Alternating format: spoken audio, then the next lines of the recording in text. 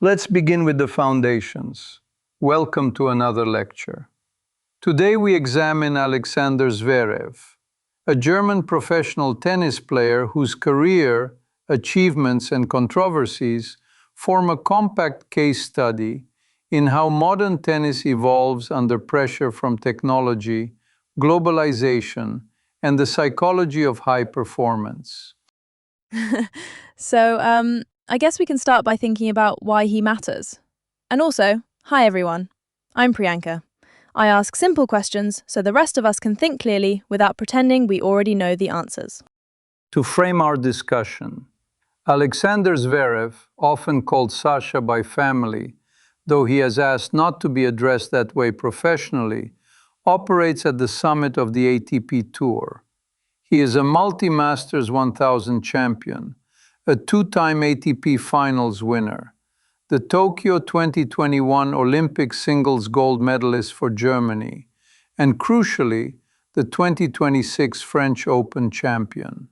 If we wanted an analogy, he is a chess grandmaster whose preferred opening is a heavy first serve into a coldly precise two-handed backhand. When the position complicates, he leans on depth, repetition tolerance, and calculated first strike aggression. Maybe the best place to begin is by asking a simple question. What are the tiers here? Like, what is the ATP Tour? What are the Grand Slams? And why do the Masters matter so much compared to other weeks on the calendar? It's important to understand the taxonomy. The ATP Tour is the top-tier professional circuit for men. Beneath it, the Challenger Tour functions as the laboratory where emerging players harden their skills. The four Grand Slams, the Australian Open, Roland Garros, Wimbledon, and the US Open, are the sport's highest prestige events with best-of-5 set singles draws and the largest ranking points. Masters 1000 tournaments sit one rung below the slams, 9 events that collectively are the most reliable barometer of elite level because they require sustained excellence over one intense week. And then we have the ATP Finals, the year-end championship for the top 8, which compresses pressure and quality into a small, statistically unforgiving sample. Winning there is a signal of peak execution against only the sharpest opposition.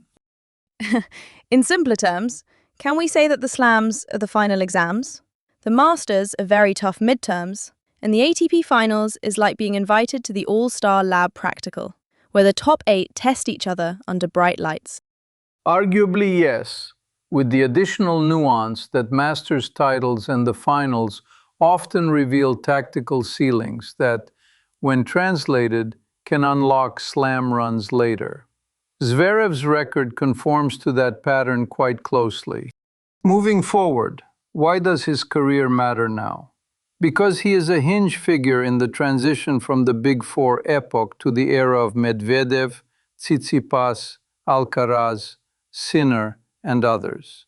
He has beaten Federer, Nadal, and Djokovic at major events, halted Djokovic's Golden Slam bid at the Tokyo Games, and then traded late-round blows with the newer cohort.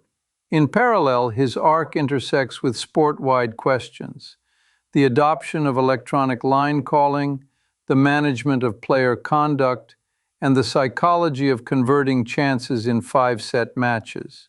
In this context, his case helps us observe change under real competitive stress. I've been wondering about this. Historically, how did misunderstandings or limits in international competition affect his early development? Like the parents, the move, the infrastructure question. We observe that his parents, Irina Zvereva and Alexander Zverev Sr., trained within the Soviet system at CSKA Moscow and faced restrictions on competing abroad. In 1990 and 1991, they received and accepted coaching opportunities in Hamburg, Germany. This conferred stable facilities, year-round courts, and routine access to international junior and professional events. Alexander was born in Hamburg in 1997. The relocation, therefore, functioned as a structural intervention, correcting the travel and exposure constraints they had faced. This is an excellent example of how geography and policy create athletic possibility. So, basic facts to anchor us. First, a surprising one. He prefers not to be called Sasha in professional contexts. That's something the media sometimes forgets. And then an odd statistic. His singles win in Acapulco in 2022 ended at 4:55 a.m., which is, astonishingly late. Indeed, and that Acapulco week also contained the notorious default from doubles for striking the umpire's chair, an episode we shall revisit under controversies. Setting that aside now chronologically, 1991 the family settles in Hamburg. 1997 Alexander is born there. Toddler racket play evolves into daily sessions by age 5. Around age 12, he specializes exclusively in tennis, catalyzed by an early round junior loss in Florida. The junior arc culminates in the 2014 Australian Open boys singles title. Soon after, he accelerates through the Challenger Tour, wins Braunschweig 2014 at 17, and posts his first ATP semifinal in Hamburg the same month. By 2017, he has Masters titles in Rome and Canada, and by 2018, he wins the ATP finals, defeating Federer and Djokovic back-to-back. The middle phase features both ascent and tests. A first slam final at the 2020 US Open, lost in a deciding tiebreak after leading by 2 sets. Olympic gold in Tokyo 2021. An ankle catastrophe in the 2022 Roland Garros semifinal against Nadal, tearing 3 lateral ligaments. And then the return. Titles in 2023 and 2024, Rome 2024, Paris Masters 2024, repeated slam semifinals, and ultimately the resolution of the central narrative tension, with his first major at the 2026 French Open. Throughout, rivalries with Djokovic, Nadal, Federer, Thiem, Medvedev, Tsitsipas, Alcaraz, Sinner, and Fritz provide a continuous difficulty gradient. Before we get to the complexities, a brief personal note. I remember watching his 2016 Indian Wells match point against Nadal. A routine forehand volley missed. In chess terms, a one-move tactic overlooked in a defensible position. For years, that image coexisted with others. The serene backhand up the line in Rome 2017, the Olympic reset against Djokovic, the 5-set attrition on Paris clay. The question became not whether he could play winning positions, but whether he would execute the final tactic when the clock was loudest. I think the next thing we should talk about is the big picture questions, like the forces behind the rise, the counterfactuals, and the unresolved debates that still shape how people see him. This logically leads us to 3 inquiries. First, the historical factors of his ascent. Second, the counterfactual of the 2020 US Open final. Third, the present-day controversies that remain unsettled at the level of procedure and perception. Let's proceed to the first. On historical factors, the family relocation to Germany provided continuity of coaching and resources absent in the late Soviet context. Hamburg created a durable base at the Uhlenhorster Hockey Club and beyond. His mother engineered technique, most visibly the backhand, with an insistence on form that yields repeatability under load.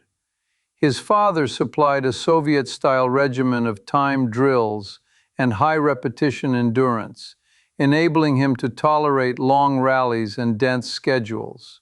This dual-track pedagogy is unusually symmetric: precision plus stamina, It shows under pressure on clay and indoors, where patterns are repeatable but windows for first strike finishing are narrow. Building on that, what did early training in Germany look like, in practical terms? Like, was it the federation, the clubs, the tournaments nearby? How did that convert into opportunities that someone in Moscow might not have had back then? To elaborate, Germany in the 1990s and 2000s had a layered ecosystem: clubs with reliable indoor and clay facilities, regional and national junior circuits, and proximity to dense European calendars, meaning fewer logistical frictions and lower travel costs. Wildcards into domestic challengers and ATP events, when merited, accelerate the learning curve. So do practice sets with touring pros. The effect is multiplicative. More matches against better players, earlier. Contrast this with the friction in the pre-1991 Soviet system, where international exposure was episodic. Hamburg essentially normalized world-level frequency for the family's second generation. Speaking of pedagogy, another crucial vector, the deliberate shift during late juniors from a grinding baseliner to an aggressive, high-pace attacker, even at the cost of short-term losses. That was not an accident, it was design. The failures, unforced errors, patches of wildness, were an investment in a ceiling that later produced Masters and ATP Finals titles. Overlay this with doubles experience, often with his brother Misha, which refined transitional instincts to close points at net.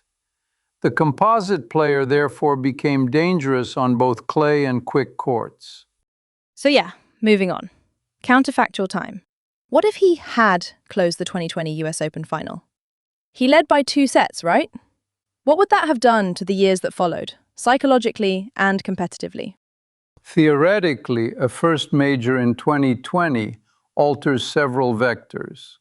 Psychologically, it removes the recurring narrative weight of being the best without a slam, a label he himself rejected in his 2025 Australian Open runner-up speech. With that burden lifted earlier, endgame decision-making in subsequent 5-setters may be freer. There is robust evidence in performance literature that prior success in identical task domains reduces choking risk via expectancy recalibration. Competitively, a 2020 title would have intersected with the tour's pandemic-era reshuffle. It could have shifted rivalrous equilibria with Medvedev, Thiem, and Djokovic in North America and Turin, though not necessarily to a deterministic degree. Thiem's subsequent injuries complicate the counterfactual further. Zverev, with a 2020 slam, may have distributed his risk differently in high-load stretches, possibly altering scheduling choices before the 2022 injury, though we cannot assert causality. What if we thought about it like this? Does one early slam change how he handles the 2024 Roland Garros final controversy, or even his 2026 title? Like, would the story feel less like delayed justice and more like confirmation bias? We can infer that the 2024 loss to Alcaraz, with its disputed 5th set overrule, would still sting. However, the interpretive frame would be different. Instead of compounding a gap in the resume, it would be classified as variance within an already validated championship profile. By 2026, the French Open title would then read as an expansion of established capability, rather than the cathartic resolution of a central tension. In simpler terms, confirmation, not exorcism. That said, the technical growth required to win Paris in 2026, serve patterns, forehand tolerance on slow clay, transition finishing, would still have been necessary regardless of 2020. On to our next point, controversies unresolved at the level of consensus. First, Roland Garros 2024. A fifth set second serve by Carlos Alcaraz was called out by line judges. The chair umpire overruled to in. Broadcast-only Hawkeye graphics suggested out. But crucially, clay at Roland Garros does not use certified electronic line calling, and those broadcast visuals are not official and are known to be less precise than installed ELC systems on hard and grass. Commentators question the overrule in real time. Debate persists because there is no authoritative, reviewable electronic record in that environment. The broader issue is procedural. Should clay adopt standardized ELC to harmonize with the rest of the tour? Can we maybe now look at the other one? The 2023 US Open crowd incident. As I recall, he said a fan used a phrase linked to Nazi history. The fan was ejected, but the broadcast did not capture the exact words clearly. So, where does that leave us in terms of evidence and process? It is worth noting that this was a rare player-initiated ejection at the Slam. The chair and security acted on the player's report, given stadium conduct rules and the sensitivities of German history. The precise wording and intent were not independently verified on the broadcast, which leaves the public record incomplete. Yet the functional decision during a live match must often prioritize maintaining order. This is an archetypal problem in officiating. Asymmetric information under time constraints yields outcomes that some parties will perceive as under or over enforcement. Speaking of conduct, the 2022 Acapulco default for striking the umpire's chair is not unresolved in the disciplinary sense. However, it remains relevant to his public profile. Similarly, a 2025 Madrid code violation for photographing a ball mark during a dispute adds texture to the theme. In aggregate, the profile is mixed. Exemplary discipline in training and longevity, flashpoints of acute frustration on court, and a broader climate in tennis where incidents become referenda on standards, technology, and decorum. If I may suggest a simple question. Technology. What is the right role for it in modern tennis officiating? Should clay adopt electronic line calling fully? Or is there an argument for keeping human line judges and the chair's overrule on ball marks? Mathematically, the case for certified ELC on clay is strong if error minimization and consistency across surfaces are the objective function. It standardizes review, reduces perceptual biases under pressure, and removes the hard-to-verify reliance on ball marks that can be smudged or misidentified. The counter-argument appeals to tradition and to the unique visibility of marks on clay. Moreover, implementation entails cost, calibration, and the social acceptance curve among players and officials. In conclusion, absent official ELC, controversies like 2024 will recur. With ELC, a new set of debates about calibration tolerances and failure modes will replace the old ones. Research into precision thresholds and user trust will be determinative. That was helpful to think through, actually. And it makes me wonder how players calibrate risk when they do not fully trust the adjudication environment. Like, do you go line hugging on serve or not? But maybe that's something we can come back to later. To summarize, Alexander Zverev is a German champion whose resume spans Masters titles on multiple surfaces, 2 ATP Finals crowns, Olympic gold, and a first Grand Slam at Roland Garros 2026. His game is anchored by a heavy first serve and a mother-forged backhand, supported by father-forged endurance, and incrementally enriched by assertive transition play. Our three inquiries trace the structural factors beneath his rise, the plausible ripple effects had he won the 2020 US Open final, and the present controversies that highlight tennis's officiating crossroads. This then completes our present analysis. For further study, I recommend following the adoption curve and statistical performance of electronic line calling on clay, and modeling how trust in officiating modulates player strategy at the margins. Thank you for listening to another lecture. We appreciate your attention to detail, which is the only real currency in analytics. Thank you, Professor. And thanks everyone for joining us. So, I guess that kind of sums it up.